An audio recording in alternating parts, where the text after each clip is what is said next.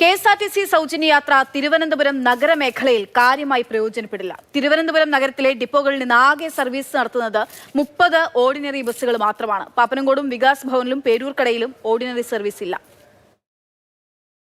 വെള്ള നിറത്തിലുള്ള ബസ്സുകളെല്ലാം ഓർഡിനറിയല്ല. സൗജന്യയാത്ര വരുമ്പോൾ പ്രിയദർശിനി എന്ന സ്റ്റിക്കർ പതിക്കും. എന്നാൽ ആ സ്റ്റിക്കർ പതിച്ച വണ്ടി നോക്കി കിഴക്കേക്കോട്ട ബസ് സ്റ്റാൻഡിൽ നിന്നാൽ ബസ് വന്നാൽ വന്നു.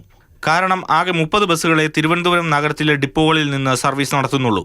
എന്നാൽ ആകെ ഷെഡ്യൂളുകളുടെ എണ്ണം 346 പാപ്പനംകോടും വികാസ് ഭവനിലും പേരൂർക്കടയിലും കൂടുതലുള്ളത് സിറ്റി ഫാസ്റ്റ് സർവീസുകൾ.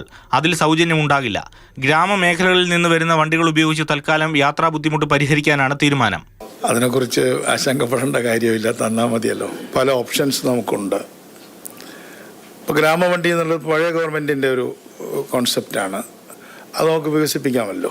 സൗജന്യയാത്ര കൃത്യമായ രീതിയിൽ സ്ത്രീകൾക്ക് പ്രയോജനപ്പെടണമെങ്കിൽ പലയിടത്തും അധിക സർവീസുകൾ ഇടേണ്ടി വരും. മാതൃഭൂമി ന്യൂസ്, തിരുവനന്തപുരം.